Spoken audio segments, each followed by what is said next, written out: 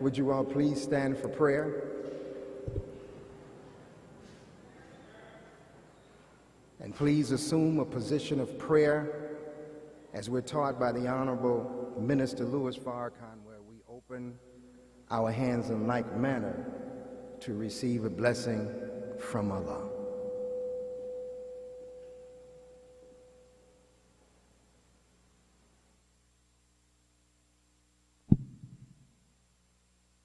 Surely I have turned myself to thee, O Allah, trying to be upright to him who has originated the heavens and the earth, and I am not from among the polytheists. Surely my prayer and my sacrifice, my life and my death are all for Allah, the Lord of the worlds. No associate has he, in this am I commanded, and I am of those who submit. O Allah, there is no God but thee. Thou art my Lord, and I am thy servant. And I have been greatly unjust to myself, and I confess my faults. And I ask protection against all of my faults. For none grants protection against faults but thee. And guide me into the best of morals. For none can guide into the best of morals but thee. And turn away from me the evil and indecent morals.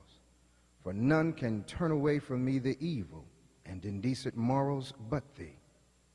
O Allah, bless Muhammad, and bless the true followers of Muhammad as thou did bless Abraham and the true followers of Abraham, for surely thou art praised and magnified. O Allah, make Muhammad successful, and make the true followers of Muhammad successful as thou did make Abraham and the true followers of Abraham successful, for surely thou art praised and magnified. Ameen.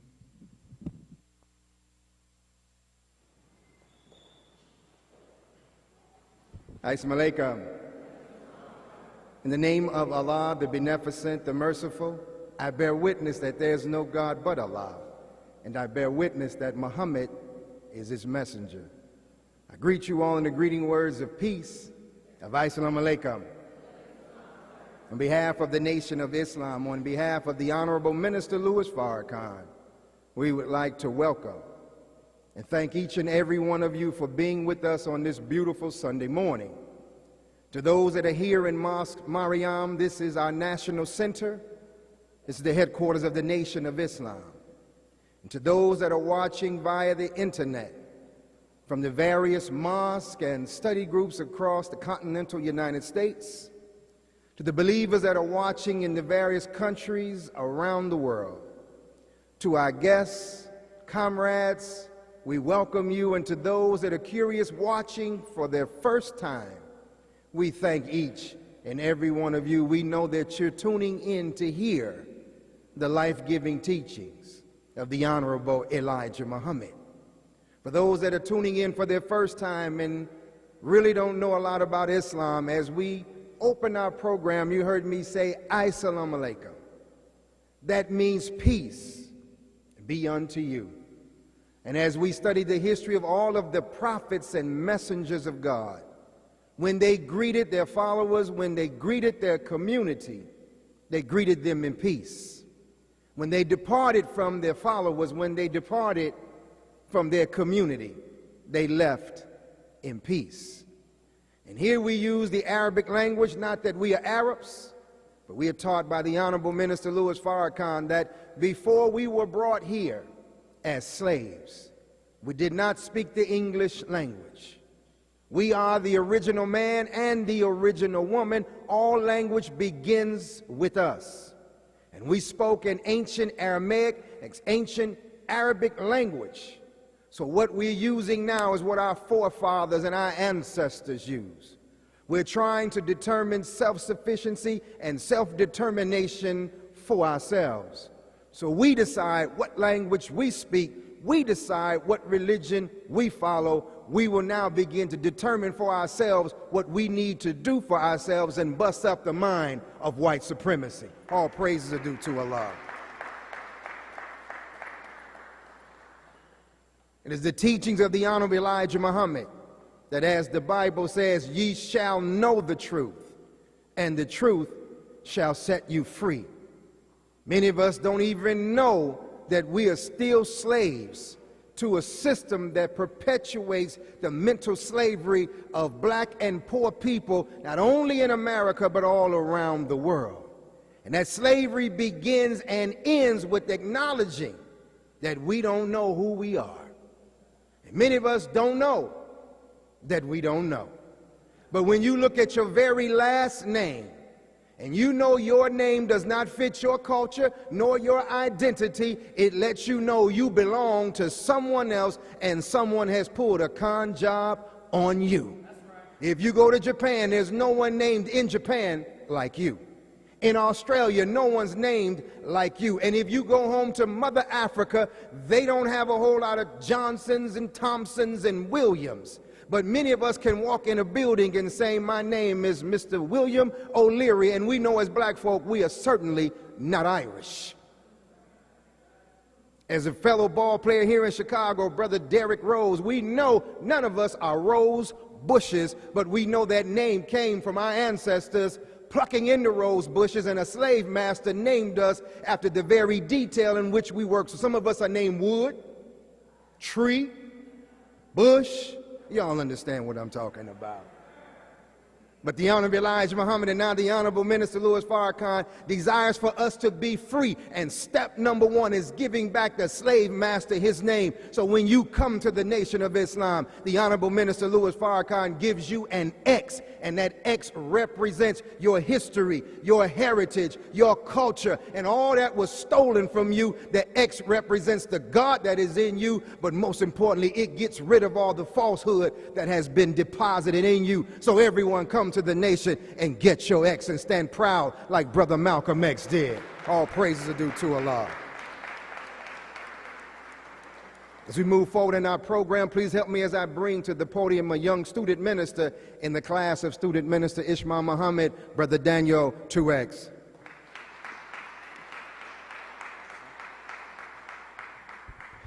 In the name of Allah, the Beneficent, the Merciful, I bear witness that there is no God but Allah, and I bear witness that Muhammad is his messenger.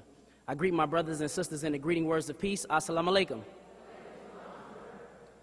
The Honorable Elijah Muhammad and the Honorable Minister Louis Farrakhan teaches us that the brain of man is infinite. To be infinite means to be unlimited. And since the human being is operated by this infinite brain, then that means that the human being also has unlimited power. So the question is, what is it that disconnects us from exercising this unlimited power in our personal lives and in our communities? The problem is that we misunderstand the source of our power. And the source of our power is God. And in our misunderstanding of him, we have no connection to him. And since we have no connection, we have no power. So the enemy has tricked us about God. If I ask, for example, everyone in here to close their eyes and think about God, unfortunately, many of us would see an invisible ghost. Now I got to play that again so that you can understand what I just said. Many of us would see an image in our mind of an invisible ghost. And since we see something that cannot be touched and something that is beyond our human understanding or is beyond us, then we have no foundation to carry out the instructions when our spiritual leaders tells us to be more like God, to act like God, to think like God, to do like God. So the Honorable Elijah Muhammad busted all of that up and gave us the origins of the problem. In the very first page of a book called Message to the Black Man, he said, for thousands of years, the people who did not have the knowledge of the person or reality of God worshiped their own ideas of God. He has been made like many things other than what he really is. So the saying goes, if a man won't treat you right, a man definitely won't teach you right. So how can we take our understanding of who God is from our enemy? Does that make sense? All praise to Allah. So for example, if I said that I wanted to be like Steph Curry, immediately I think all of us could pull up in our brain 3 examples of things that we can do immediately to become more like Steph Curry, which is a very low part of being a man and who we are as human beings. All right, but we could dribble more every day.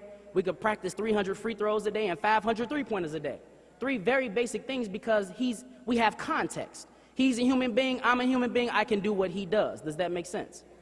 If I said to be like Floyd Mayweather, there's 3 things that we can do immediately. We can jog 5 miles a day, spar with partners so that we can learn how to be more defensive and to maneuver and use our footwork like he does. And we can hit a bag over and over again for 45 minutes every day. Those 3 basic concepts will help us to become closer or more like Floyd Mayweather. Well, the problem is that if I asked us to be like God, now most of us have drawn a blank. All praises due to Allah. So this is the hustle that the enemy has pulled on us. This is the trick. But all praises due to Allah. God is so merciful that he gives us an example of what a servant of his looks like. Someone that is so tangible and so real to us that we see speak from that rostrum over and over again.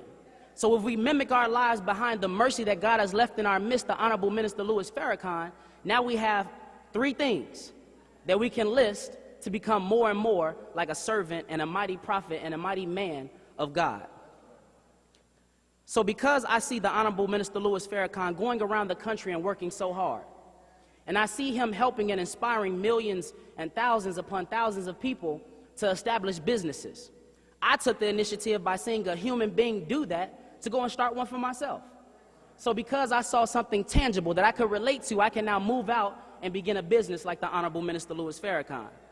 Because I see a man like the Honorable Minister Louis Farrakhan, who is establishing a beautiful family, a family that has morals, has principles, and he's raising them and making more leaders for our future nation. I also took the initiative to go out, find a wife, begin a family, give discipline, give morals, give principles based off of the example that I saw in the Honorable Minister Louis Farrakhan. So brothers and sisters, let us be found converting that unlimited power of our brains into executing unlimited power in our personal lives and also in our communities. Let us be found working, not just talking about it, but working and doing everything that we see the Honorable Minister Louis Farrakhan do so that we can begin to be a nation that is self-sufficient and independent and can do for ourselves. So with that being said, brothers and sisters, I thank you for your time. Please welcome back to the rostrum Brother Student Minister Jeffrey Muhammad. Assalamu alaikum.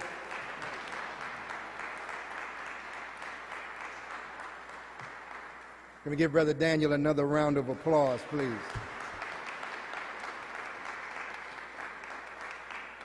In the Holy Quran, in Surah 3, verse 49, it says, "And make him a messenger unto the children of Israel." Then it goes into saying that he will bring a sign from your Lord and take a bird and breathe into it. And in forming that bird, it becomes one. And later in that verse, it says he will teach you what to eat and what to store in your homes. We know that the teachings of the Honorable Elijah Muhammad is a holistic teachings, physical, mental, spiritual. And what we're learning to put in our bodies is as important as what we're learning to put in our heads. The Honorable Elijah Muhammad writes in How to Eat to Live, the very words "how to eat to live" is one of the great values in words for us. In these words we see and we are learning that what we put in us as food, at what time we eat that food, and what type of food we eat is the key to our life and death. We can use these words, "how to eat to live," to spell how we destroy ourselves. It is incumbent upon us to learn how to eat to live. We know that we're living among an enemy that desires for us to eat everything but the right thing. So in black communities and poor communities, we have what's now called food deserts, which means we don't have healthy foods in our neighborhood. We have foods, plenty of McDonald's, plenty of Burger Kings, plenty of White Castles, plenty of fried chicken joints, but very few fresh vegetables and healthy food places. We call that genocide. But being blessed to hear the Honorable Elijah Muhammad, our next presenters are the owners, establishers, and founders of Healthy Food Hub here in Chicago. And 7 years ago, they were blessed with the idea of working with 7 black farmers from Pembroke. And they hosted the very first at Trinity United Church of Christ Farmers Market. And when they hosted that, they saw that most of the membership that participated came back with testimonies that my diabetes is getting better. I'm losing weight. My blood pressure is under control. My feet are no longer swelling like they used to. I don't have the headaches that I did. This beautiful brother and his wife began to invest their life into making sure that there's healthy food in black communities in Chicago. And since 2009, they have made it their mission to connect with black farmers and farmers that grow healthy food and bring it into the inner cities of Chicago.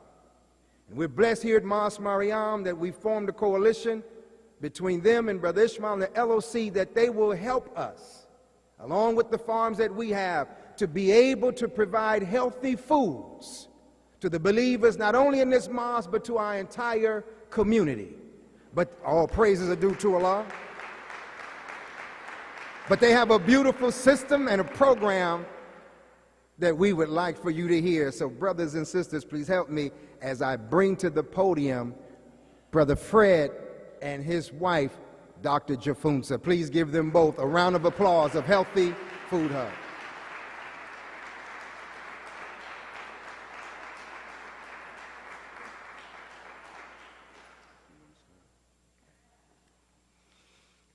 Assalamu alaikum. It is such an honor to be here. And I have to give credit where credit is due. Yes, I am a physician, and yes, I prescribe food as medicine, but my first teacher was the Honorable Elijah Muhammad.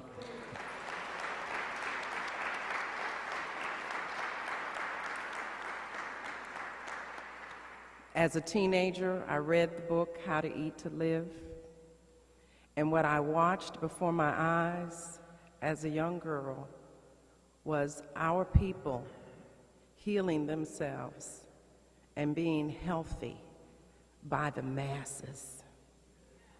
And there has been no one who has brought to us as a people the physical, social, mental, spiritual, and economic health that the Honorable Elijah Muhammad brought us.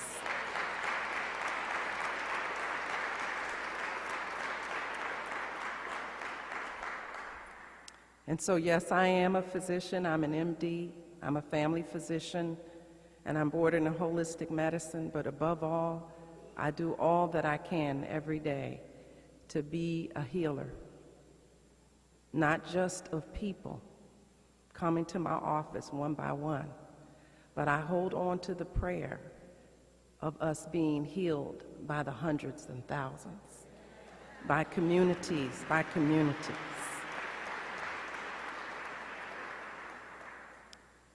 And that guidance, that prayer led to us establishing the Healthy Food Hub. And so it is such an honor to be here. We're the first and most effective and most successful movement of health and wealth in our community. It began right here, right here.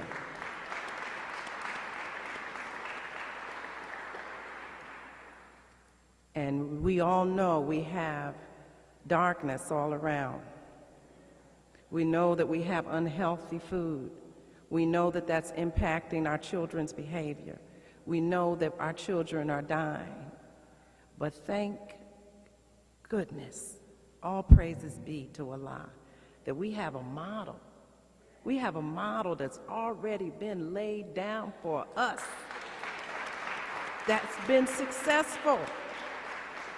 And all we have to do is modify it however we got to modify it, but stay on the template. You sisters know what I'm talking about. When you sewing, you got a plan, right? And all you got to do is just cut it out and follow the instructions, and you get what you need. And that's what the Honorable Elijah Muhammad has given us. So we're asking all of you to join us in doing what it is that we know the Honorable Elijah Muhammad and Minister Farrakhan wants us to do, and that's to feed ourselves. We got to feed ourselves. And my husband will be sharing with you the plan that we are hoping that we can work in collaboration to transform and fill at least a portion of the shoes that are so huge that the Honorable Elijah Muhammad has left for us. Thank you so much. Thank you. I got to again just share with you the source of who I am. When I came up, most of my family was in this community. And we are a farming family. But I never forgot when Elijah Muhammad said they're going to feed us one day with a shovel. I couldn't understand at the time, like a feedlot. We are being fed like with a shovel. And our commitment is to feed ourselves. We have designed a pathway for generating wealth through food. And it's really not new. We're just replicating what's already been established. And food, the current food system, is actually designed to accelerate our demise. Our commitment in our collaboration is to take our food dollars and create a healthy food system for our community. Food is the cornerstone of all life. You don't have a future without controlling that plate. When you get up in the morning, you look at that plate, that's a very powerful political statement. Who is controlling that plate? Now, who is currently controlling that plate is somebody that's not committed to our well-being.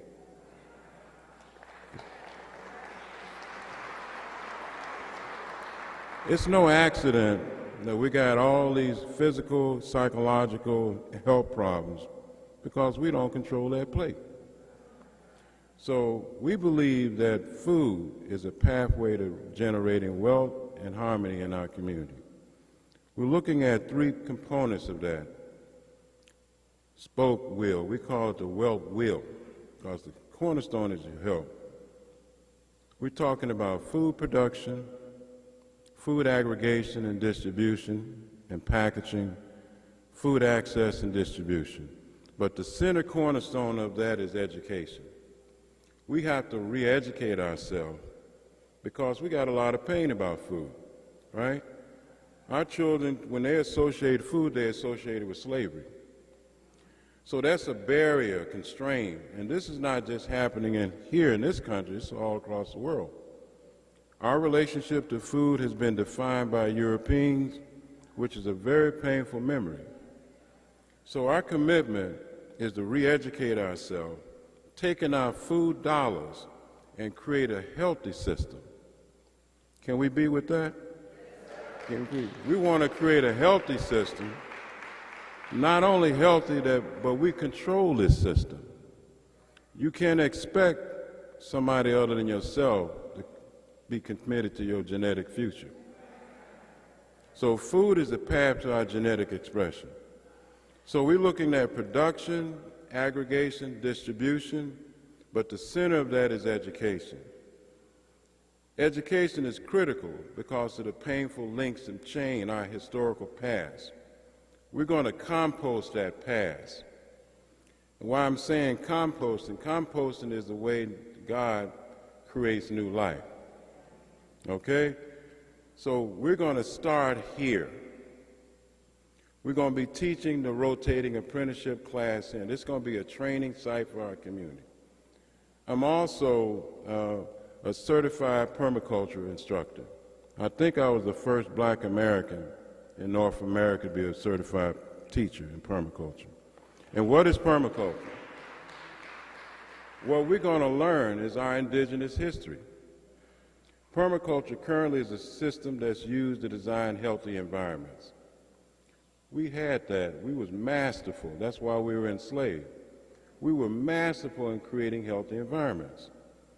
So we're going to be teaching permaculture here at the Mosque Marianne. I don't know if you've been to Cuba, but Cuba used permaculture to redesign their community to make them more resilient. So we're going to do that here.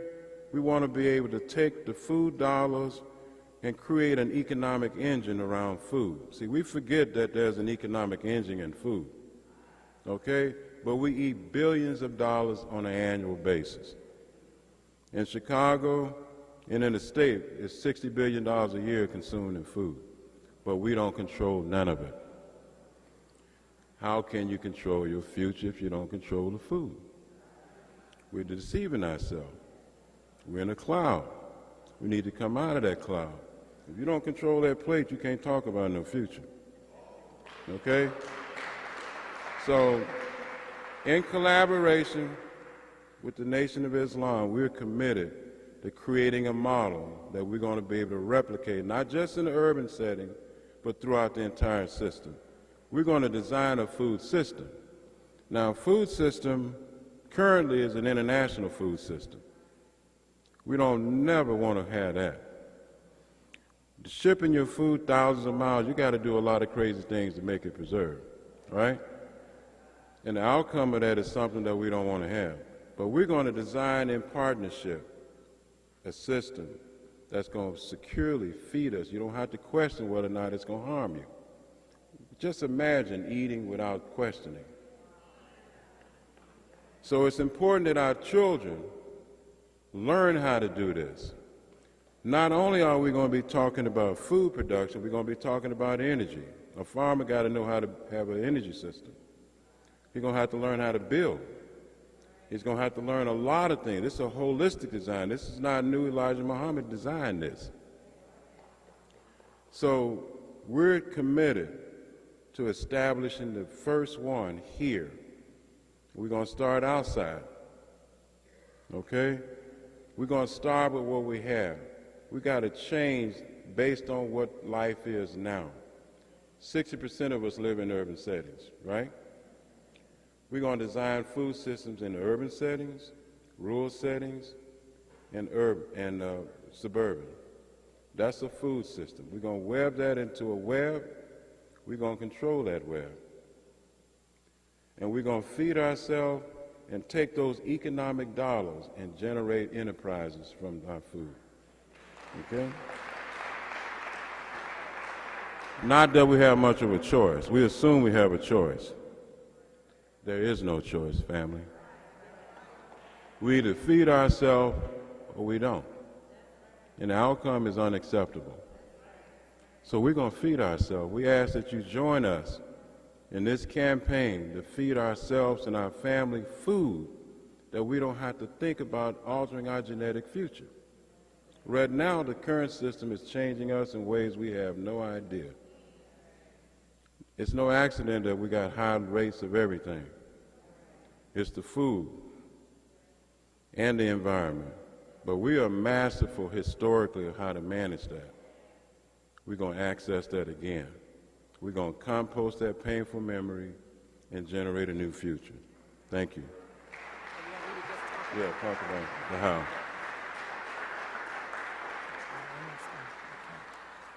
So everyone who would like to join us in the Feed Ourselves campaign, there's two ways that we can begin. The first is if, in fact, you'd like to be a part of the rotating apprenticeship, and we hope everyone will. But in particular, we're looking for train-the-trainers. We're looking for folks who are passionate.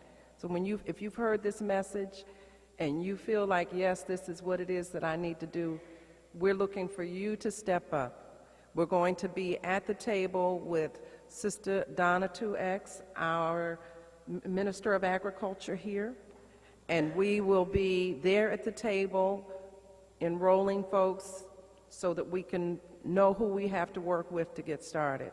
So our train-the-trainers will begin to be able to train others, and this is how we will be able to increase our food production, urban, suburban, and rural.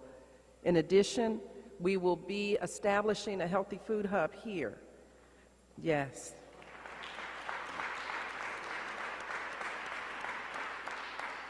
And so that fee is $25 a year. And we will be working with Minister Ishmael, Minister Jeffrey, Sister Donna, and we will be giving you more details about that as it rolls out. But we're going to ask you to please join us because we got more land than we can grow on by ourselves right now. I'm happy to say that we have 50 acres of land in Pembroke ready for this growing season. We've got 20 acres of land in the south suburbs ready for this growing season. And plots of land are coming in every day here in this urban setting, right here in Chicago. And we want to take from 73rd to 75th, from Stony to Jeffrey. Any empty lot and anything beyond that, that's where we are. The inspiration for us to be well and transform ourselves came from here. This is our time, everybody. It's time for us to transform this again. Yes, yes, yes. Thank you. Thank you.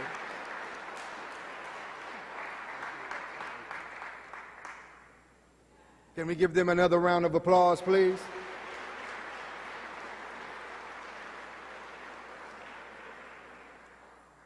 As we move forward in the program, I'd like to bring to the podium, it's a little different because normally I bring him as the keynote, but brother's just getting back off the road from speaking at Tougaloo College, a historically black college, spending time and speaking in front of Phi Beta Sigma fraternity, the believers, but black folks in Mississippi. Please welcome home our minister here at Mosque Mariam, student minister Ishmael Muhammad.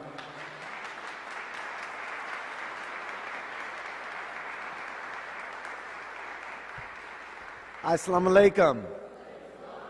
In the name of Allah, the Beneficent, the Merciful, I bear witness there is no God but Allah, thanking Him each and every day for His many blessings, His many gifts, His goodness, His mercy, thanking Him for His intervention in our affairs in the person of Master Fard Muhammad, and for coming among us and raising up from the black man of America his messenger Messiah, the Honorable Elijah Muhammad.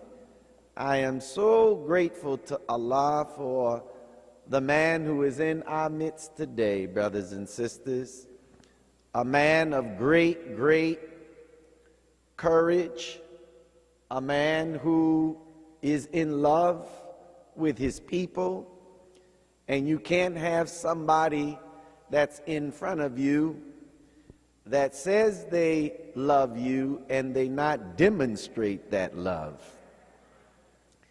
And to love black people properly, you have to love God. I'm going to say that one again. To love us, because to love is to suffer. To love is to be patient. To love is to endure. To love is to not seek out one's fault. Love is not easily angered. Love is always looking for the best in the human being, to bring the greater of He that is in you than he that is in the world. We are touched by the love of God through this beautiful human being, your brother and my brother, the Honorable Minister Louis Farrakhan. I greet all of you with the greeting words of peace. Assalamu alaikum.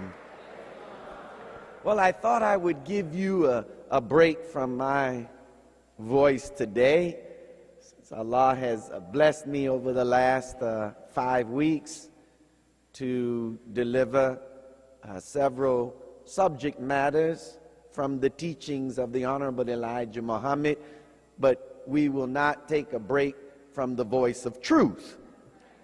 maybe one sound and one instrument, but we are blessed today to have another great instrument of Almighty God, Allah, among us in my brother, student minister Rasul Muhammad, who has been touring the country, sharing with audiences around the nation the teachings of the Honorable Elijah Muhammad under the theme, the ministry of love. The entire teaching of the Honorable Elijah Muhammad is a ministry of love. We would not have him, we would not have the Honorable Minister Louis Farrakhan if it were not for the love of God himself coming among us and raising the Honorable Elijah Muhammad as a divine leader, teacher, and guide. Before we hear from our beloved brother, I would like us to give a warm round of applause to the students of Tennessee State that did a wonderful job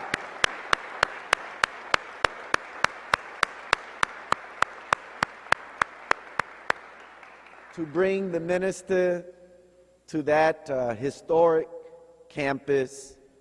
And I hope you, including myself, because I was traveling, I did not get a chance to hear the message yet, but I heard that our brother, Tyreek, the son of Sister Candace and brother Quinn Cedric, right here from Chicago, did a excellent, wonderful job in introducing Minister Farrakhan yesterday at Tennessee State. So we congratulate him, as he was instrumental and really was the brother who organized and made it possible for the minister to go to Tennessee State. The devil is angry. He's angry. Well, he just had to be angry, because our people are rising, and there's nothing to stop the rise of the black man of America and the black woman and black people all over our planet. They're rising because the era and the period of white supremacy is over. And these candidates, whether it is Hillary Clinton or Bernie Sanders or Donald Trump or Ted Cruz, any one of these that make it to be the next president, they're going to be the final nail in the coffin of the white man's world. We'll talk more about that down the road. But I'm very honored to have our brother here this morning, who is a son of the Honorable Elijah Muhammad, from our illustrious mother, Mother Tainetta Muhammad. And he, as you know, has battled with health challenges and suffers from the impairment to his vision, but it has not stopped him from doing his heart's desire, which is to help his father, the Honorable Elijah Muhammad, and the Honorable Minister Louis Farrakhan in this work. Will you help me to receive your brother and my brother, Student Minister Rasul Muhammad? Let us receive him with a warm round of applause.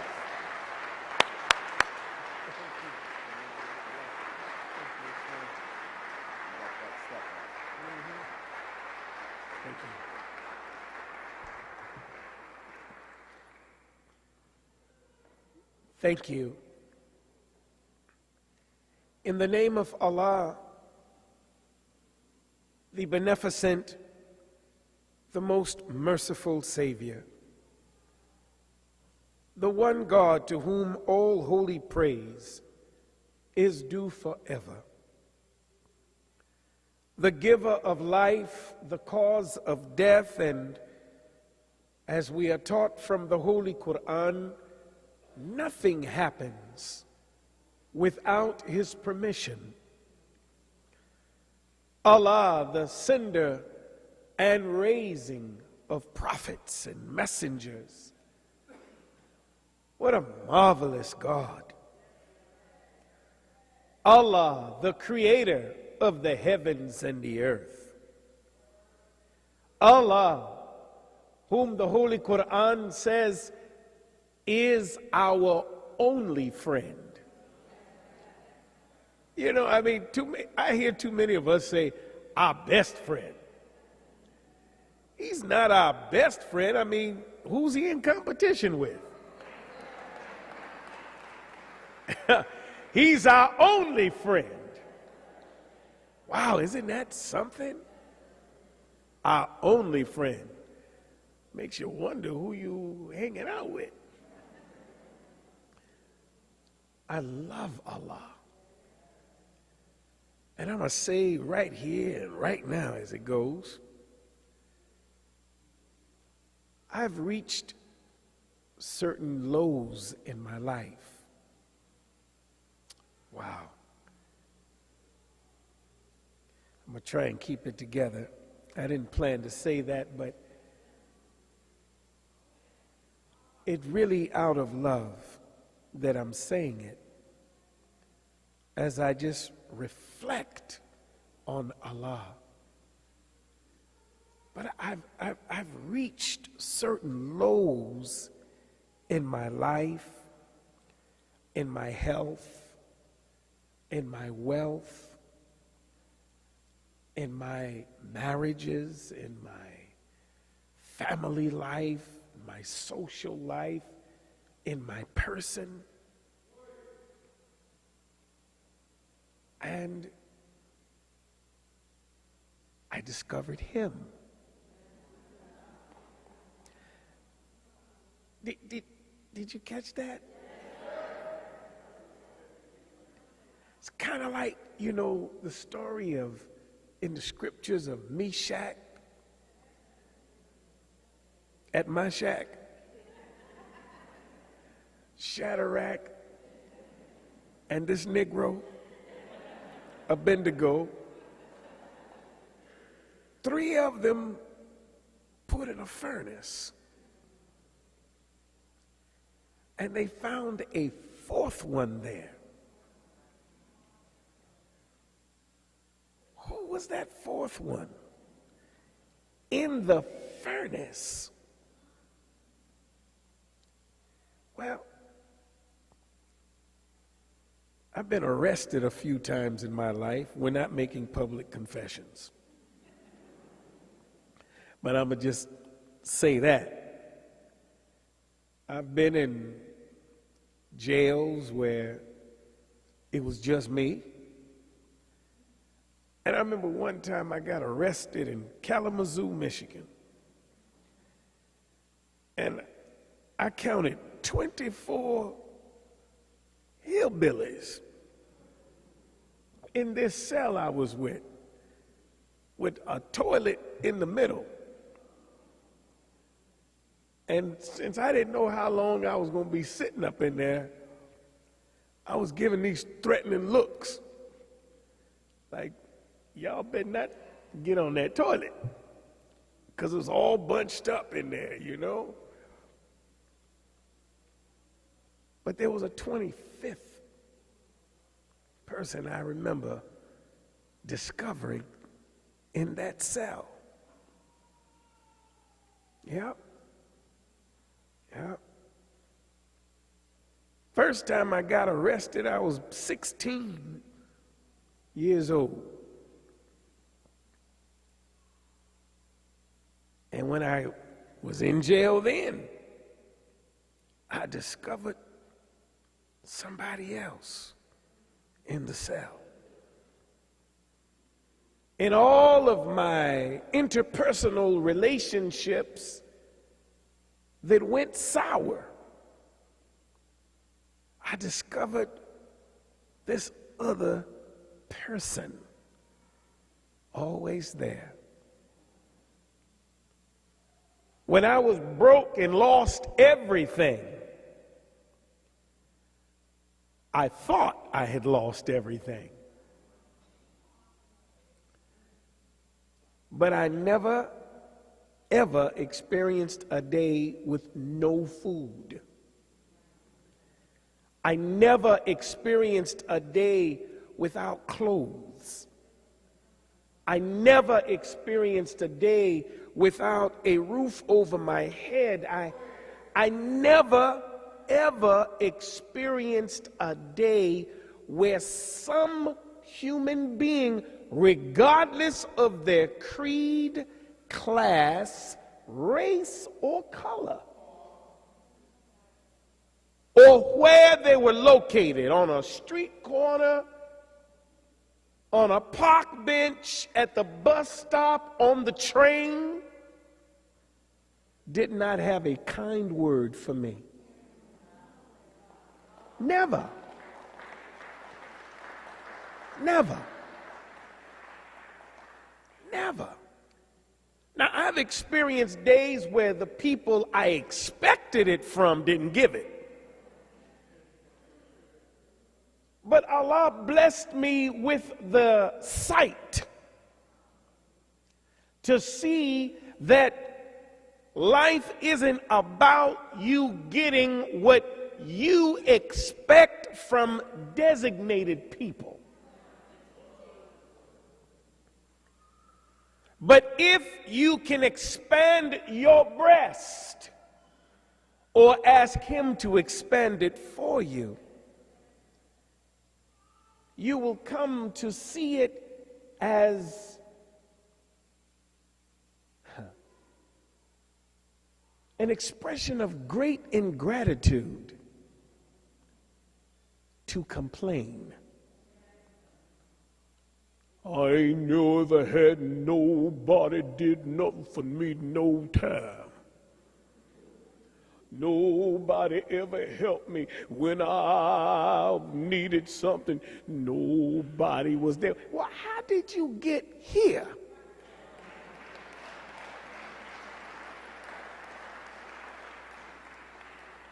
Ain't nobody ever gave me nothing.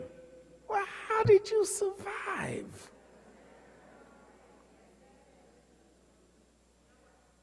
You ever ponder on that scripture that I think it's in the book of Matthew? Don't worry about food and what to eat. Don't worry about clothes and what to wear. You don't see birds gathering in a barn. Now, I mean, have you ever seen a homeless animal? No, I'm serious. Why are all these lower creatures seem to automatically know how to get food, clothing, and shelter? And we, human beings, we walk around like, I don't know what to do. I don't know where I'm going to go. I don't know what I'm going to do.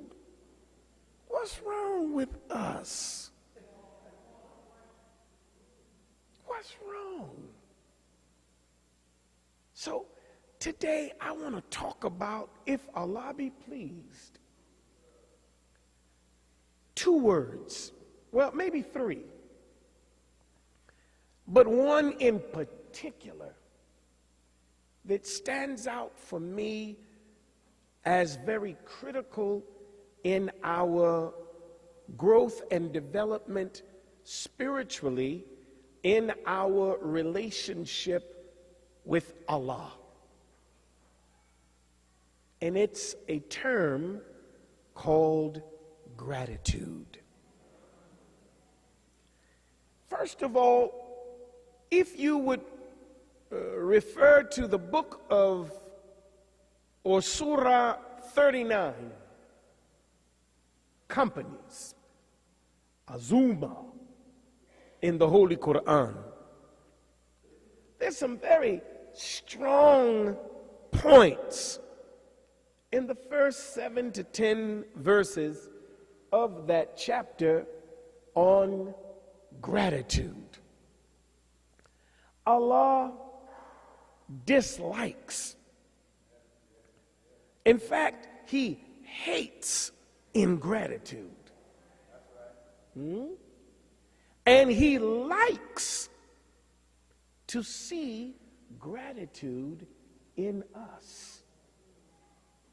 And if you are building a relationship with Allah, which is, as Muslims, our constant struggle, is to build that inner relationship with Allah. Religion should not be the culture of what we preach. Religion should be the culture of what we practice. Praise be to Allah. Let me kind of break down those words for our understanding. Because I fear that because we are still coming out of systematic slavocracy, we get a little bit of knowledge and we already are trying to teach somebody what we don't even practice. What we have been taught is for us to practice, not to run and propagate in some arrogant, imperialistic way, which immediately puts the maybe interested person in a position or feeling of inferiority.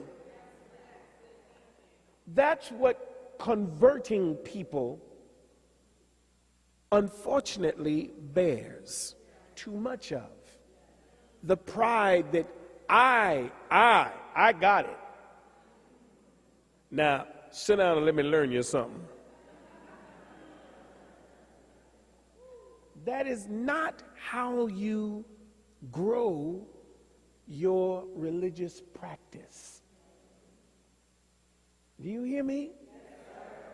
So let's build our subject matter. I read somewhere where the Honorable Elijah Muhammad told his ministers, when going out into new territory, do not make converts, make friends. Let me say that again. Make friends. Too many of us, we get so fired up, we just want to run out and tell everybody. What's that, a pork sandwich you eating? Good God Almighty, man. So you start off your relationships by making people feel bad for practicing a lifestyle that they don't know any better. In that instance, why don't you go next to him with his pork sandwich, eat a salmon sandwich, and say, this thing is good. And it's good for you too, you know. Want a piece? But don't condemn him. Inspire him. Don't condemn him. Give him an example. Oh, you believe in that white Jesus? They ain't nothing but the image of a devil. that's all you know, you know? We have to, as the Honorable Elijah Muhammad taught us, check this out, very simple word. We must first be brothers. Be brothers.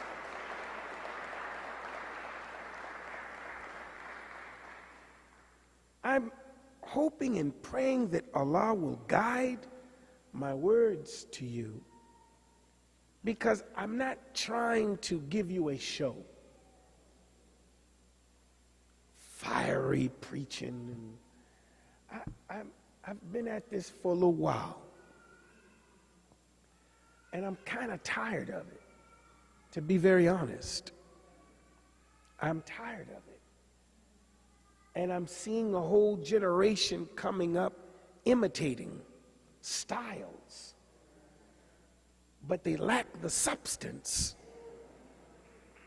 So here are some of the ground foundational principles that will allow you to evolve into one day a great preacher, if that's what you'd like to be, or a great teacher, if that's what you would like to be.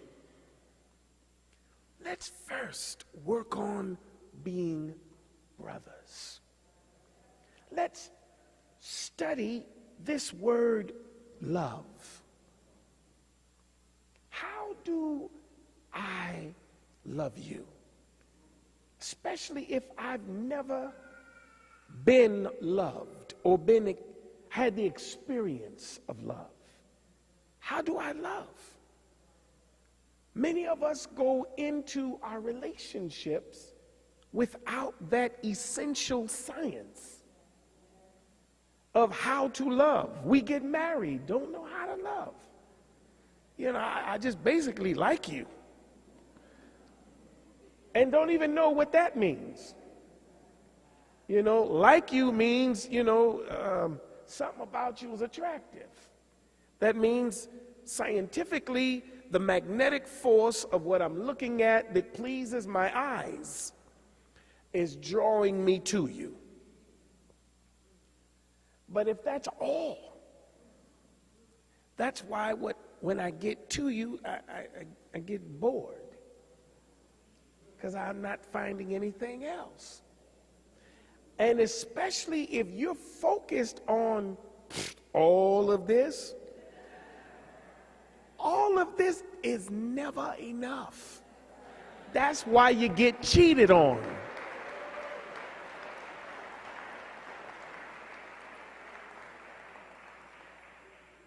Lord, what am I getting into?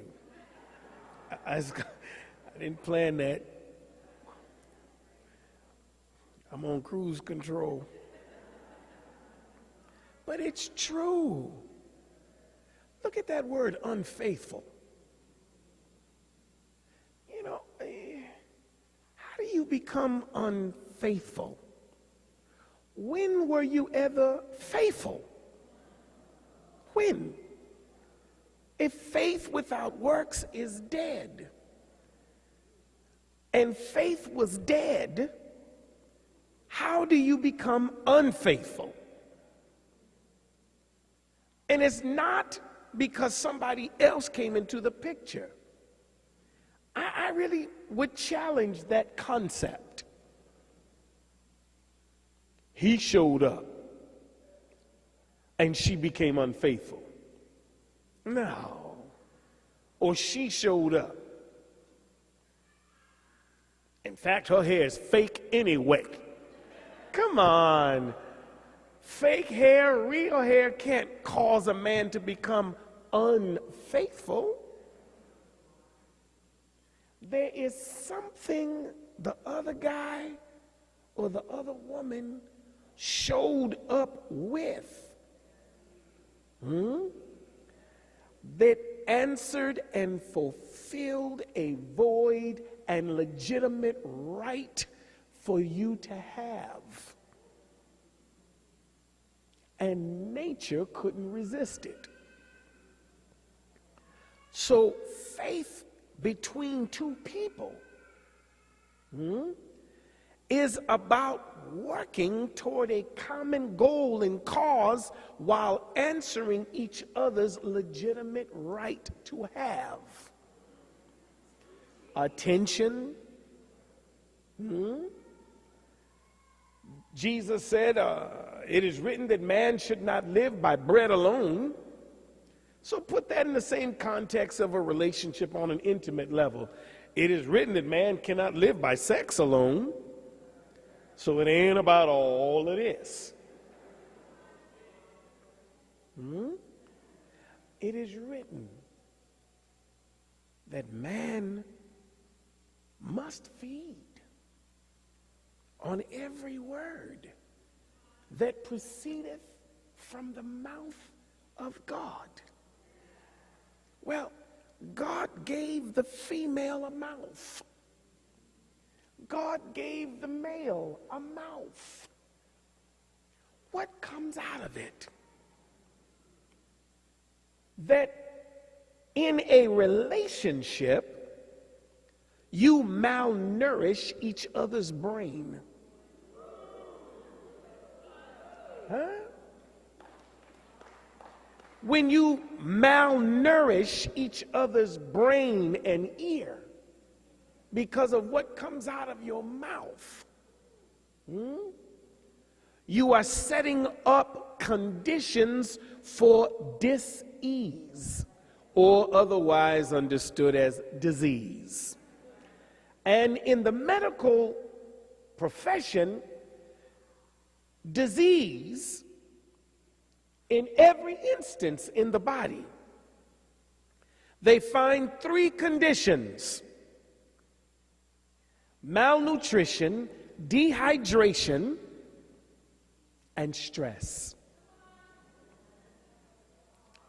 So, as a preventive measure for the disease development in your male and female relationship and brother to brother relationship, sister to sister relationship, family relationship, friendships, you have to make sure that you are feeding each other through the senses of hearing, sight, smell, taste, and touch.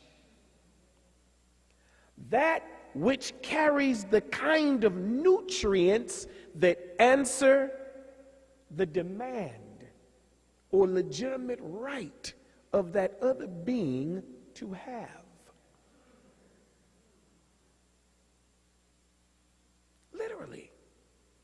So, when you are in a relationship where you're not answering and supplying each other's nutritional needs,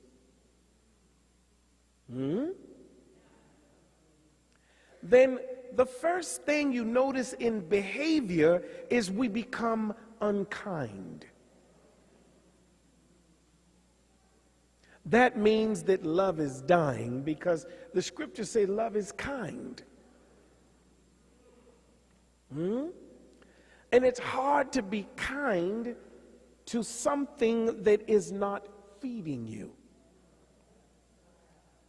with a nutritional value that answers a need. See? There is a place for sex.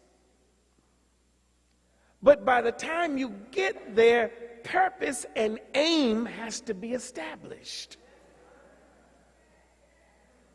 In Arabic, the word nikah is marriage.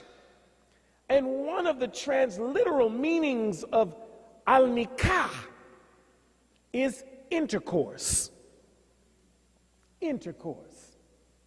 So that means that in an intimate relationship of marriage, the environment at home has to be conducive to intercourse, but not just of the flesh, but of the mind. Are you able to engage your partner intellectually? Are you able to engage your partner spiritually?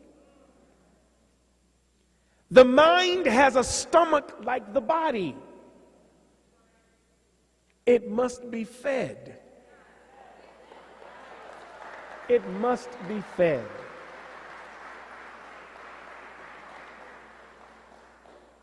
Think over this. When it is properly fed, satisfaction comes over you. And you are actually inspired to say, thank you, baby. Thank you, sweetheart, because you satisfied me. I'm not prone to infidelity when I'm satisfied.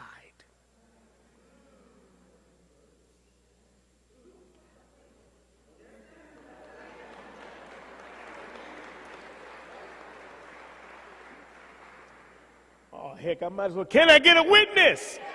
All right now, just, you know. Allahu Akbar. I mean, I ain't trying to have church up in here, but your brother blind, so I just got to ask, can I get a witness every now and then? You know what I'm saying? Now, just don't be too heavy on trying to please sexually. Why? Because anybody can do that. And when you're too heavily focused on what anybody can do, you put yourself in a rat race. You got a whole lot of competition. There's only so many ways you can do it. Come on now. What you gonna come? I found the new way. Yeah, right. And you notice when you're disconnected spiritually, mentally, and emotionally with your partner, I don't care how acrobatic and athletic you can be. You ain't cutting it. Because you're not there. And this is where al-nikah is. Up here. This is where real pleasure is. It's not here. It's here. It's here. The real joy of having a friend to enter intimacy requires trust. Can I trust that you'll be kind with me? Can I trust you'll be patient with me? Love is patient. Why must you be patient with me? Because God ain't finished with me yet.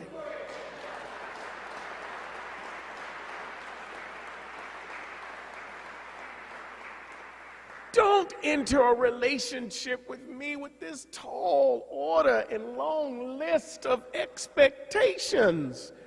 You didn't make me, so you don't know what's in me. I just met you, and you already got expectations. Hell, I've been knowing me and still don't know what's in me.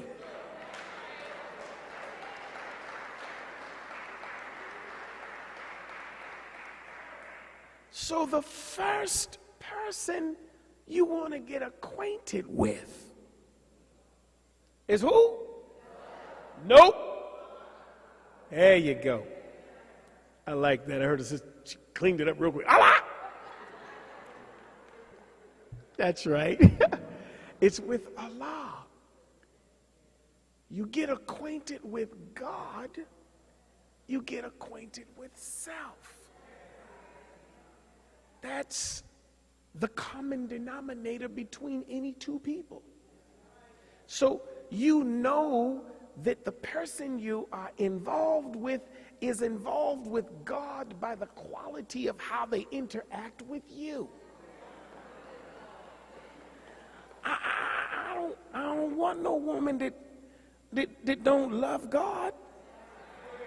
I don't want no woman that don't fear God. I don't want no woman calling me if she ain't prayed to God.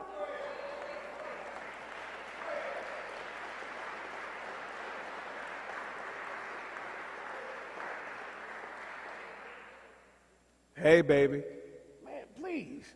You know, there's so many cool benefits to being blind, I'm telling you. See, I'm tone sensitive. Who this is? It don't sound like you talk to God today. You know? If you ain't talked to God today, don't call me. I'll hang up on you, give you the latest click of 2016. If you'd like to make a call, please hang up and try. Look, that's what you're going to hear. The more I'm getting into God, I'm falling so deep in love with God. Oh, it's so wonderful.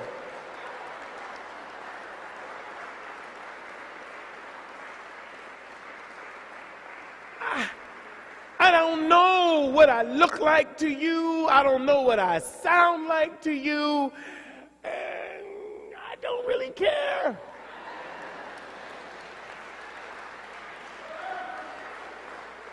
Because I'm just feeling so good with Allah. I'm praying more than I've ever prayed in my life. And not because I feel obligated to. I actually want to. I want to. I get calls and I be like, look, I'll call you back. It's time for prayer. Why didn't you answer the phone? I was in prayer. Like, what do you have to say that's more important than prayer? I'm in a relationship.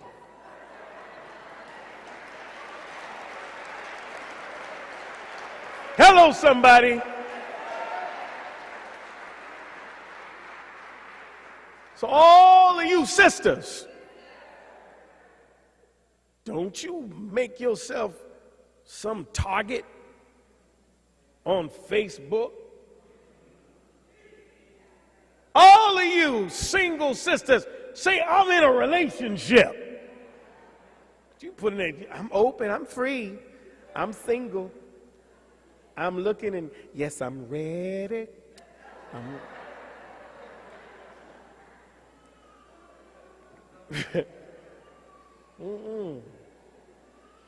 I'm in a relationship.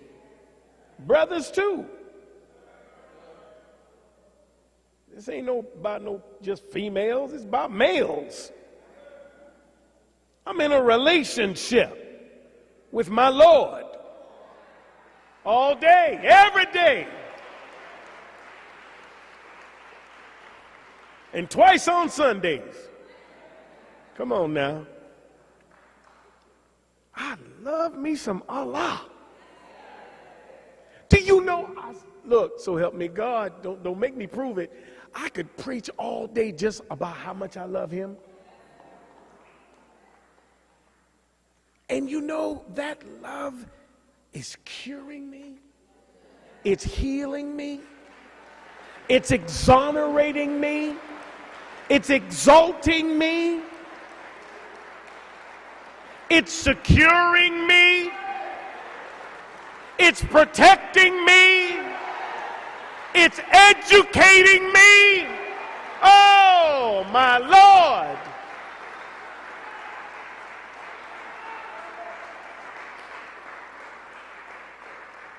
Woo. I'm in a relationship with my Lord, and I'm loving it. You hear me? You feeling me? No, that ain't me. You feeling God. Because I'm in a relationship. I'm in a relationship. How can I talk about anything else? Like anybody in love. Whatever you in love with, that's what slide off your tongue. Can you tell who I'm in love with? All right then. Don't come up asking me then. Are you in a relationship? Yes. I said so. With who? Allah. Really? Do y'all be talking? Yes.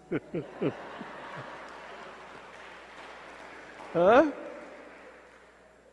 I'm having dinner with him later on, too.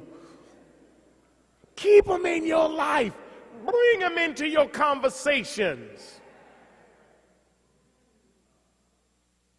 All my relationships are threesomes.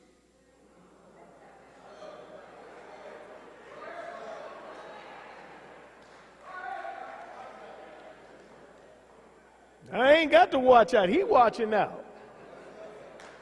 He watch out for me.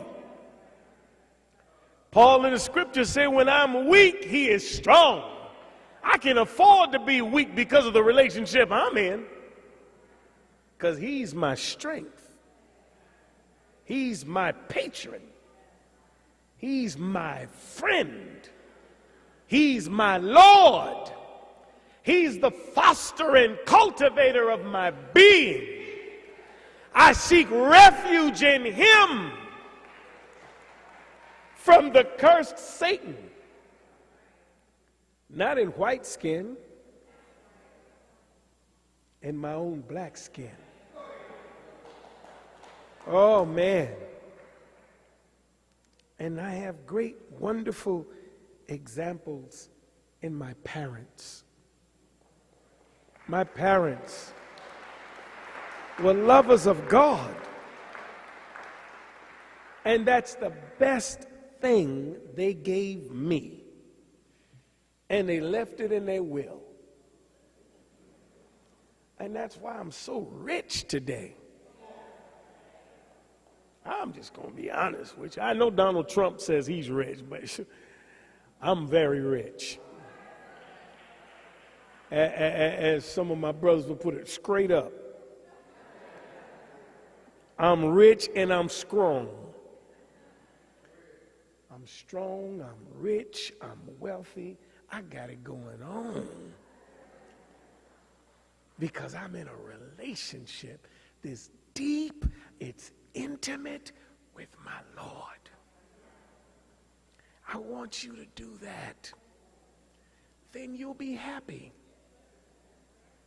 See, when you're in a relationship with Allah, it becomes possible to be happy even if you're not completely satisfied. Listen. A Bedouin Arab asked the Prophet Muhammad, peace and blessings of Allah be upon him. He said, I want to be of the happiest of men. And the Prophet said, be content, and you will be of the happiest of men. Well, how do you become content when satisfaction is not fully met yet? You see, being content cannot be without hope of things getting better. Hope is expectancy. And I get my hope from my relationship with Allah, who tries me in order to agitate the furtherance of my maturity and development as an individual. That's why it is so critical that we be in a relationship with God. Religion hopes to regiment our lifestyles so that we can get into this kind of intimate relationship. That's why Islam, even though it is our nature, it is given to us as a religion, which means as a regiment practice of life until it becomes habit, until the habit becomes nature, because we have been off course. And when you realize that you've been off course, that should make you humble. Like the Bible says, all have fallen short of the glory of God. And like the Quran reminds us, if Allah were to punish man for his sins, there would not be one of us left alive, not one left alive on the face of the earth. So I ain't got time to be walking around like, I'm the grand poobah. No. I'm a sinner. That's who I am. I'm the little you. That's who I am. I'm the dust. I'm the dirt. I'm the mud under your feet that God chose to make a form out of. And if I can prove to be worthy to be a form he may want to work through, then when he's working through me, that's when he breathes inspiration through me. And I'm not dirt anymore. I'm not black mud anymore. I become a living soul. A living soul, acting and expressing myself by and on the principle of his presence in me. That's how we become gods. You don't become gods with knowledge alone. The 39th surah of the Holy Quran, I think it's about the 50th verse, talks about when we get a boon, a burst of the illusion of exaltation because we've gotten knowledge, a degree of it. Think over this. It's not good enough. The Honorable Elijah Muhammad said something so deep, and I'm paraphrasing. It's in the Table Talks about how the knowledge and the answers that you seek comes through and from the prayer service. Think over this. Meaning what you seek, the passcode of acquiring it has to be humility and supplication. Prayer. It's not the arrogance that is associated with knowledge. Now I know. The Quran says to us, they did not become divided until after knowledge came to them. What is it about knowledge that divides us? What is it about the attitude that now you think you know? And how long before you find out that you don't know? We must first be brothers. And as I try and bring this to a close, the Honorable Louis Farrakhan, I'm so grateful that Allah has directed him to give me this lifeline called the ministry of love. It's really a lifeline for me. One that I'm trying to be very careful with. I don't want to mess up. And I'm learning how, with my struggles, to be more and more humble and learn what love is. He said to me, when you are traveling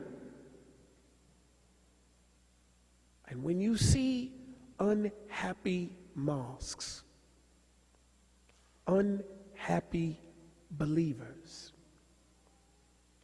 he said that it is generally because in those places the law is thick and the love is thin. He said it is not that we want to do away with law, because we can't have lawlessness, but we have to turn this thing around. Love must be thick, and the law will not have to be. The law can be thin when love is thick. How do you know that someone loves you?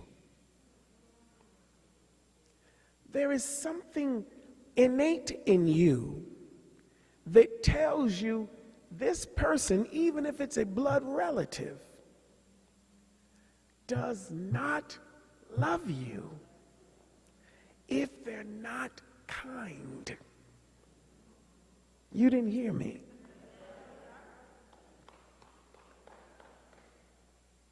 Mosque, church officials, they can't possibly love you if they're not kind.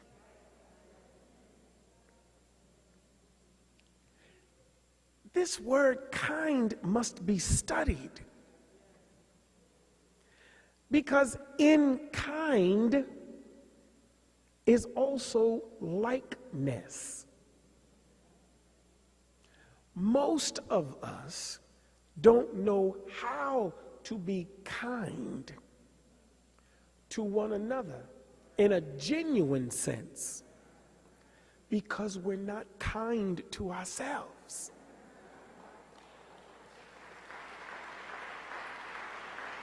To illustrate this point, the Honorable Louis Farrakhan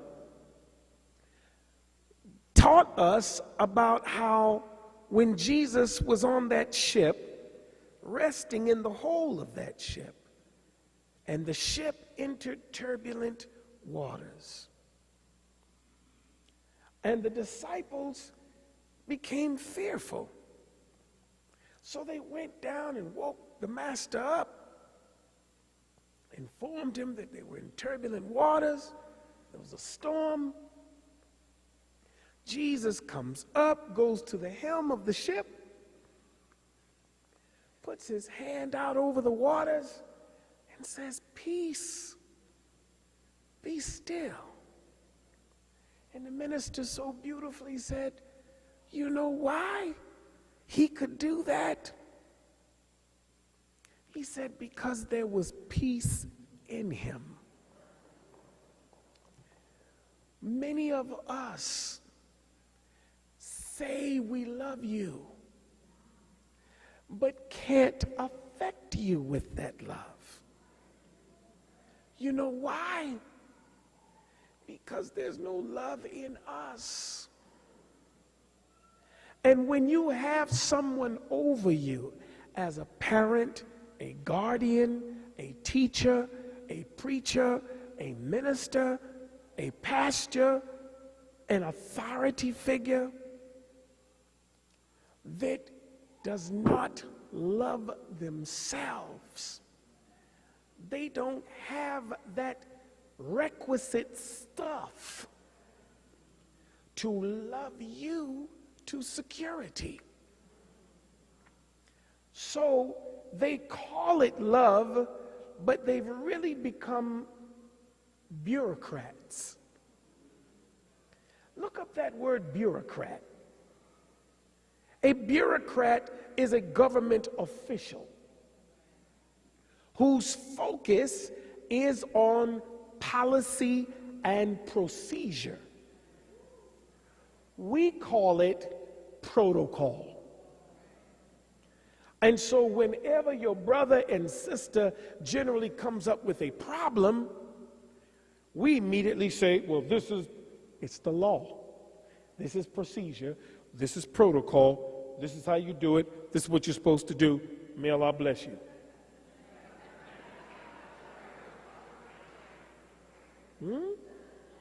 And put you out so that your problem does not spread and contaminate more people, which means that no matter what my title is, I don't have the power to cure you. Love does. Love does. So we have to first be cured. There's another thing about bureaucrats. They're government officials who exercise the law by telling you what procedure is. Listen to this. At the expense of the needs of the people. Meaning they don't really answer your needs. And that's why you have so much problem with laboring officials, which is an age-old problem, not just in the nation of Islam, but in every nation on the earth. You see? So wait a minute. How do we cure this? How do we solve this? I love Mosque Mariam. You know why? Because the authority is in the dome. The authority is over our head. It is Al-Nur, the light. It's not in a functionary official. It is in the remembrance of Allah, His will and His way. And we know how near each one of us is to that by how kind and how patient we are with each other whom He, Allah, is not finished with. Do you understand me? Last quick word I want to deal with is the word soldier. This has become a very strong part linguistically of our culture. Soldier! Who soldiers are we, Muhammad? Yeah, that's the name for Allah. A soldier is a force that has no independent mind. Did you hear me? A soldier is a force in conventional wisdom understood as a force of government that has no independent mind and thinking. The Honorable Elijah Muhammad said, I'm not here to make a nation of followers, but a nation of gods.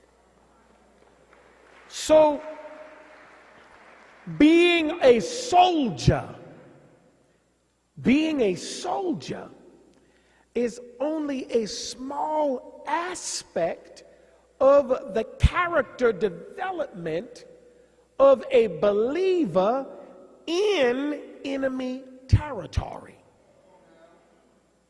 So we have to be militant. But our goal is not to be a soldier. So the term must be very sparingly used. Like when you read the Maulana Muhammad Ali translation of the Holy Quran, which was said to us by the Honorable Elijah Muhammad to be the best. Because in that translation, the words were that Maulana Muhammad Ali is the best in terms of the true spirit of Islam. And in the Holy Quran, you won't find the word soldier in his translation, but in other translations, you will. In some verses of the Holy Quran, the term soldier is substituted for army.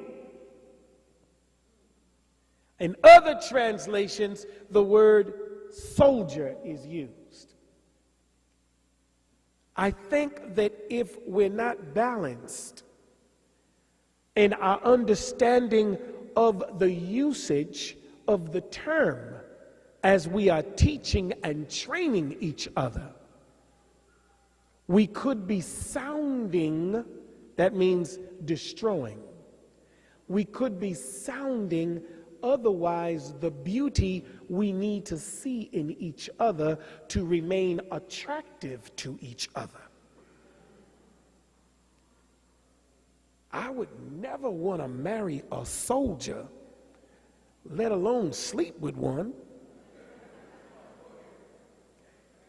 So if the sister is trying to be a soldier, you don't have to try and be a soldier. A soldier's mentality is always on the defense. And if you're going to be on the defense, you have to have the intelligence of identifying who your enemy is.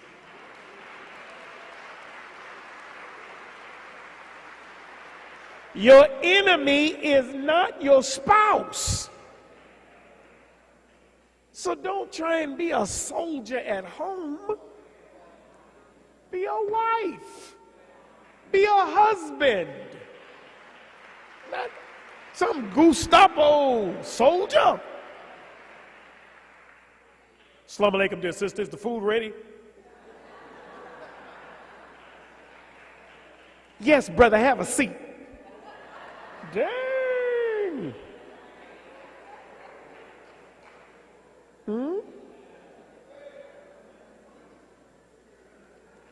You might as well, when you introduce your wife, brother, say, "This is my soldier."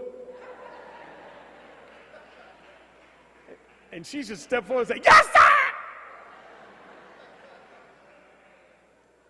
If you're not balanced, dear sisters, you'll become ugly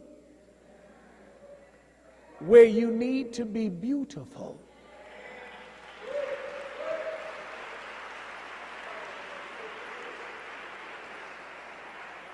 When you are not in the company of your husband, when you're not in the company of your father and your brother and your believing community, you have to be a soldier. You have to talk to no one except in the line of duty. You have to make sure no one commits a nuisance on or near your post.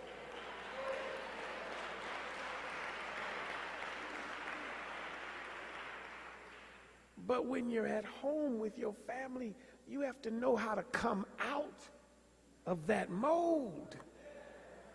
If you're gonna keep somebody with you, and same goes to us, brothers. We just too hard. Bring it down, man. Take a chill pill. It's all right. That's your wife.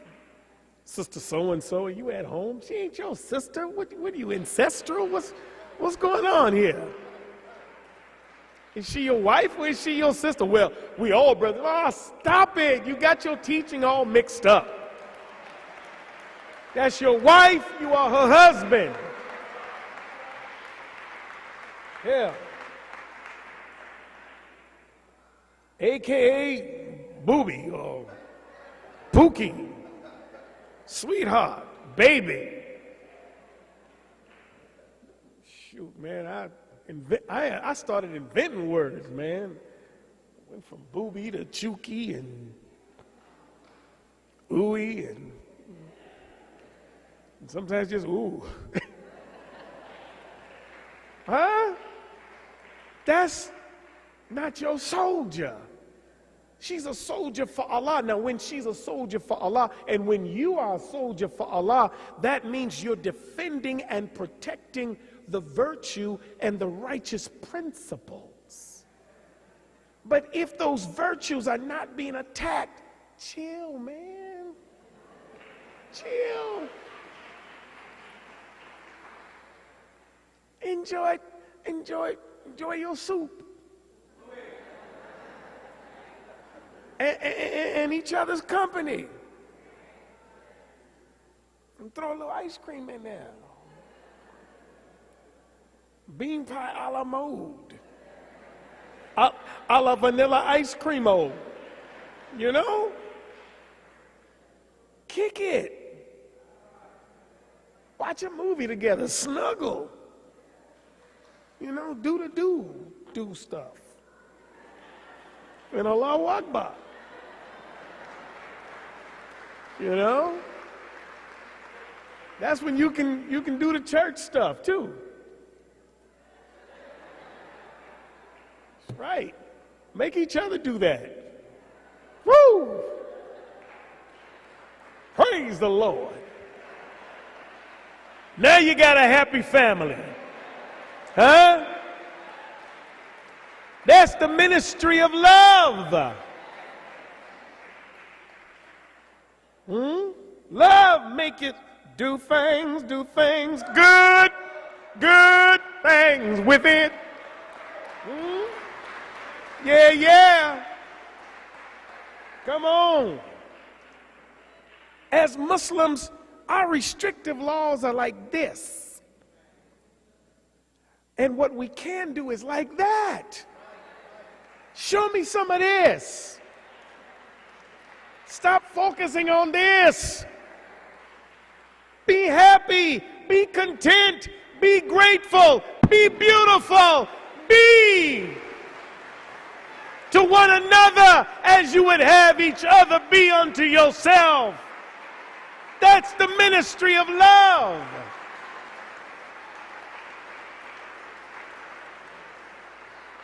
Final remark.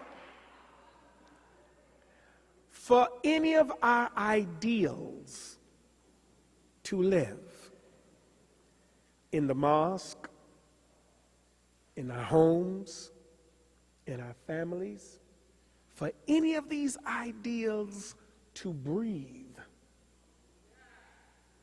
we have to construct an atmosphere for them to survive. The problem with us all trying to preach and teach each other is that we don't have an atmosphere where it can live and become flesh. You see? Now, the Honorable Elijah Muhammad once said, love means freedom, justice, and equality. Think over this. These things must be essentially in the environment and atmosphere of your home, your mosque, your church, your study group, your institutions, your school. It adds to learning. Freedom is a human right. Every human being wants to be free. Free to what? Justify their existence. How do you justify your existence? By developing the talent that Allah blessed you with.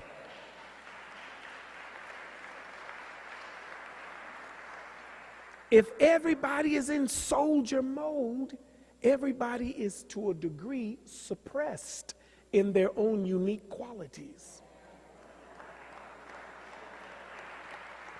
And if you're not careful, we're back to 66 trillion years ago, when a scientist wanted everyone to speak the same dialect and became angry because, look, you can't get everyone to speak the same dialect because subtongues, dialects, are influenced according to the climatic atmospheric conditions where you live. And each one of us come from not just sometimes national diverse cultures, but we come from diverse domestic cultures. My mother didn't raise me quite like your mother raised you. So when we come together, I've got to respect that reality. And know that in life I don't always get what I want, but I can get what I negotiate. So I'm negotiating where I'm coming from with where you're coming from to see if we can get along to where we want to get to. You see? Freedom, justice, justifying your existence. If a human being is not given the freedom of their natural expression and aided, supported, advocated, encouraged to develop their own unique self, then death becomes them. And the first thing that goes is happiness, even the potential for happiness. Because you got to do this, you got to do that. Soldiers are gophers. You know what a gopher is? Yeah, go for this, go for that. Yes, sir, yes, ma'am, yes, sir, yes, ma'am, yes, yes, sir, yes, ma'am, yes, ma'am. And at the end of the day, an inner voice says, well, when you going to do what I'm trying to tell you to do?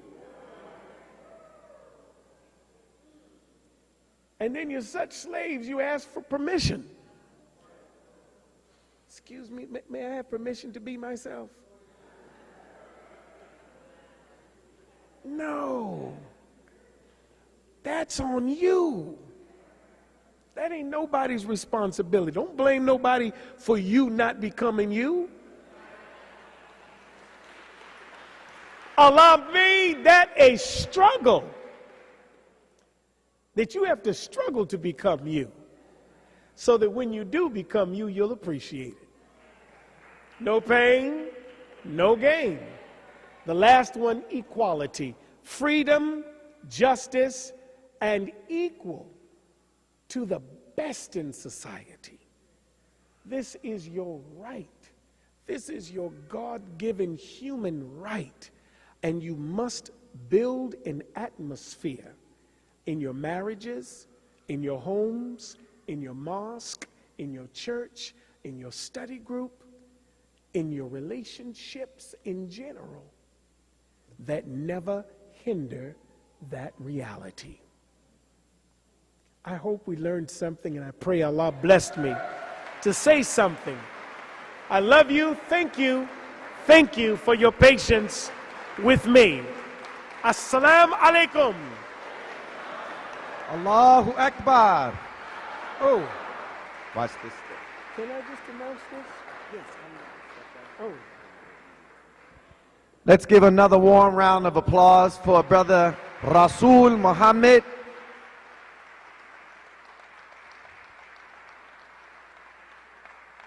He shared a lot with us today that helps us in our journey, in our personal development and growth. Now, I want to make sure we understand this last very important point that Brother Rasul was sharing on being a soldier. He's not saying that you and I should not be soldiers. He's saying don't be a slave. But you must be a soldier that fights for a cause that's bigger than yourself when the cause of your life is being threatened. There is a time for war and a time for peace. There's a time to fight for your rights and not let anyone abuse and take what is your birthright from God himself.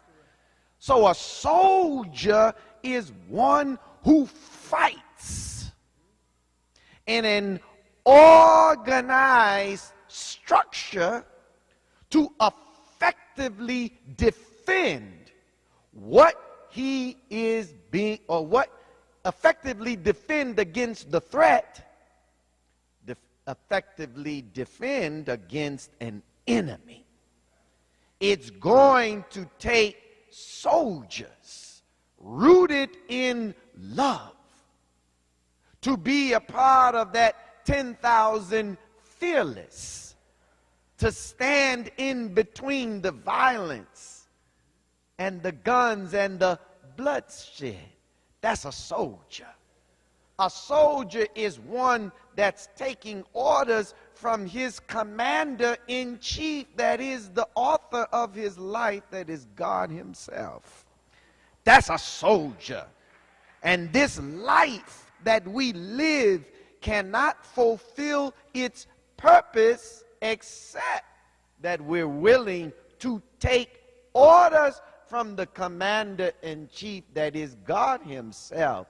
That when he say go, you go. When he says stay from, you stay from. When he says left, it's left. When it's right, it's right. When it's stay, you stay. So as human beings, that's all a part of submission and obedience to the will of God. That's being a soldier for the Lord. Being a soldier in the army of the Lord against the forces of evil. For we war not against flesh and blood, but against principalities, spiritual wickedness that is in high places, and the rulers of darkness.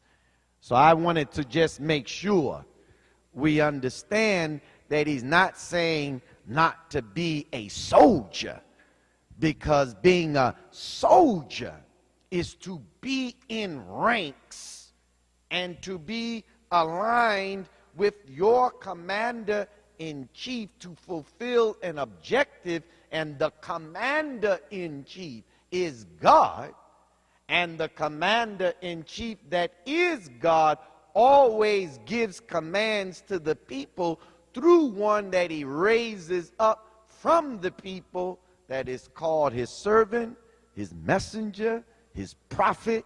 And I thank Allah that we got one in our midst, the Honorable Minister Louis Farrakhan, who's telling us from God where we should go, where we should stay from, and the direction that we have to move in, so that we can put ourselves in a much better position.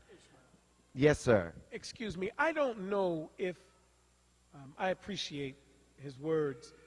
In the beginning, when I was talking about the fourth one, with Meshach, Shadrach, and Abednego, Did I say who the fourth one was? No, sir. God. God. I got so wrapped up in being in love that I forgot to mention the name of the person I'm in love with. But no, but it's Allah. And I wanted you to understand the same goes for you.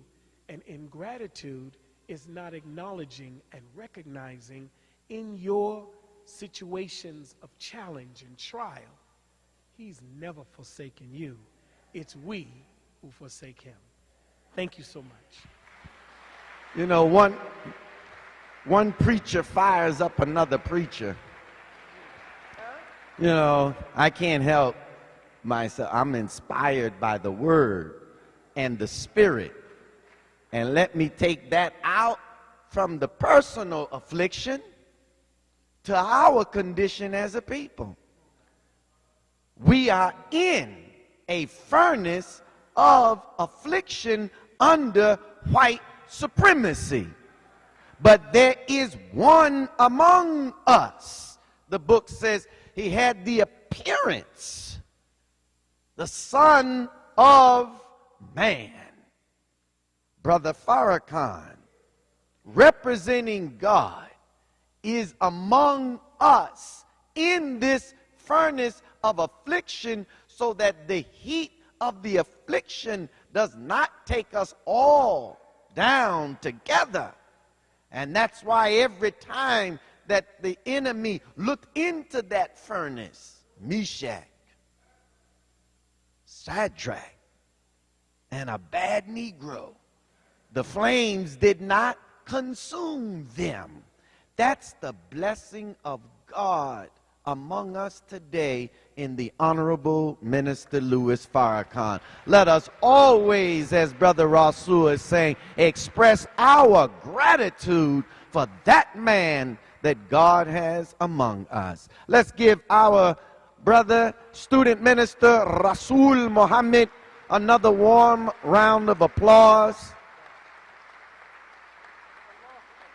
How many of you are visiting us today for your very first time? May we recognize you by a show of hand. My brothers, welcome, welcome. My sisters, welcome, welcome, welcome. You are our most honored guests. How many of you believe that what you heard this morning to be the truth and good for our people, good for humanity? May I see your hands? Praise be to Allah. How many of you accept this truth and you would like to become a part of the Nation of Islam and help the Honorable Minister Louis Farrakhan, and let us in unity organize, mobilize to change the condition under which we live? How many of you would like to do that? My brothers, on behalf of the Honorable Minister Louis Farrakhan, Brother Rasul Muhammad, on his behalf, would like to extend his hand from the Honorable Minister Louis Farrakhan to your hand to welcome you today, one more step, to the Nation of Islam. My brothers that raised their hand, my sister, please make your way down the aisle so that Brother Student Minister Rasul Muhammad will shake the hand of our brothers and sisters.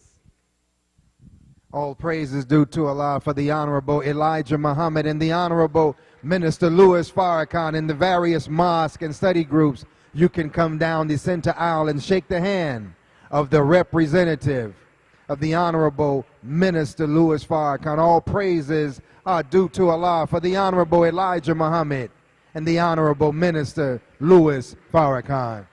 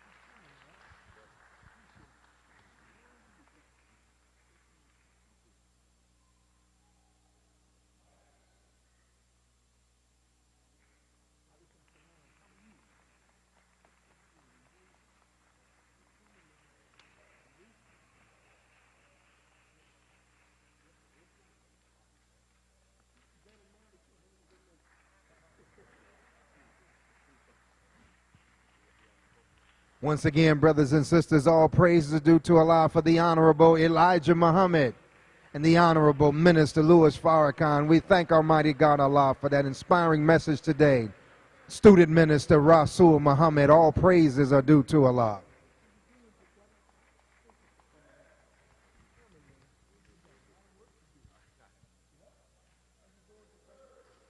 Brothers and sisters, put your hands together. Let us recognize love and appreciation. That beautiful message, Student Minister Rasul Muhammad. All praises are due to Allah. He wants to say something about your book, right? Yeah, just, yeah. Oh, Assalamu alaikum.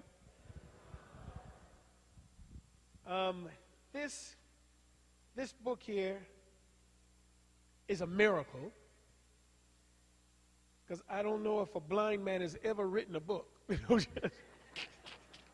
This is my latest book, and I just want to make mention of it. And I think we have a few that would be on sale today, and more will be coming.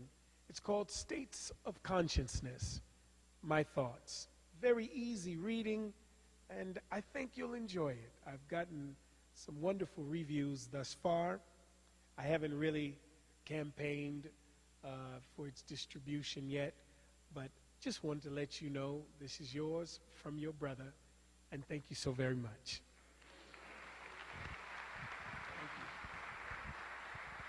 All praises due to Allah. One more time, brothers and sisters, let us show our love. Student Minister Rasul Muhammad, if our ministries of finance would come forward, please. I know that we all have been blessed, and as Healthy Food Hub says, we should be full from eating healthy spiritual food this morning. If you enjoyed that message, raise your hand. Praise be to Allah. Take that same hand, go into that healthy pocket, that healthy wallet, and let us show, as Brother Ishmael said and Brother Rasul said, let us show our gratitude.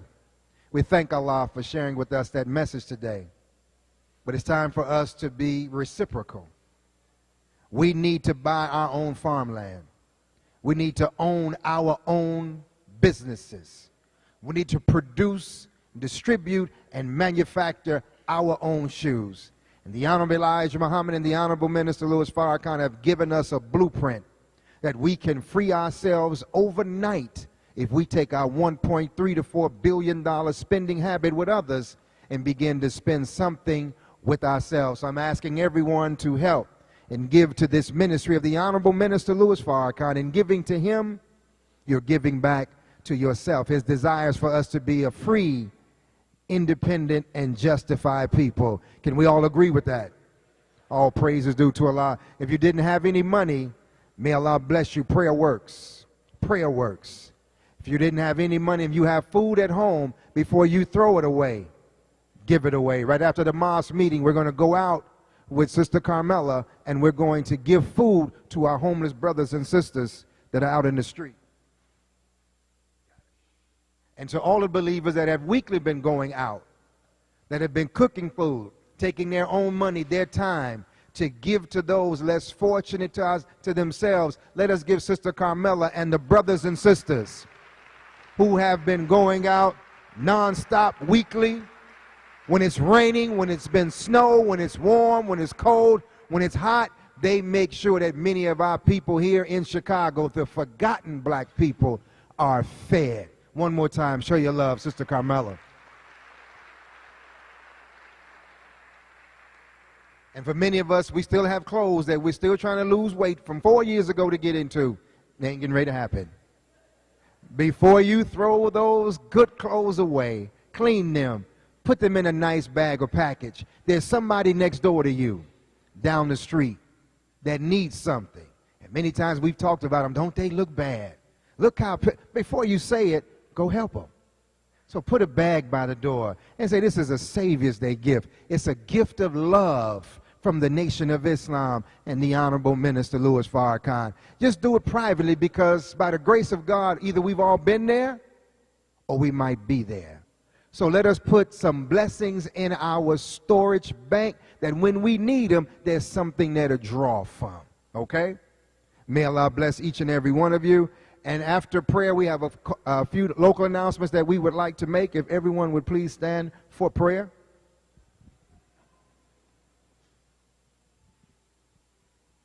Once again, brothers and sisters, before prayer, let us give Healthy Food Hub a huge round of applause as we join forces under the banner of Feed Ourselves. Attention prayer. In the name of Allah, the Beneficent, the Merciful, all the praise belongs to Allah, the Lord of the worlds, the Beneficent, the Merciful, Master of this day of judgment. Thee alone do we worship, and thine aid do we seek. O Allah, guide us on the right path, the path of those upon whom thou hast bestowed favors, not the path of those upon whom thy wrath is brought down, nor of those who go astray. Ameen. May Allah bless each and every one of you. For those that are watching on the internet, we look forward to seeing you next Sunday for the teachings of the Honorable Elijah Muhammad given to us from the Honorable Minister Louis Farrakhan. And here in Chicago, we'd like to invite everyone on April 30th. This is our second annual Boys to Men Empowerment Conference, hosted by Mas Mariam and student minister Shahid Muhammad. And we have our keynote speaker is the Honorable Minister Louis Farrakhan. April 30th, Saturday, 12 to 4 p.m. Bring young black men, bring teenage black men, bring the 20s and 30s, but we're looking for ages 13 to 18 to hear an empowerment message, let us make man. And also, from the mighty LOC, we're going to host a town hall meeting on May 7th, Saturday, May 7th, regarding the issue of the CDC cover-up. CDC covered up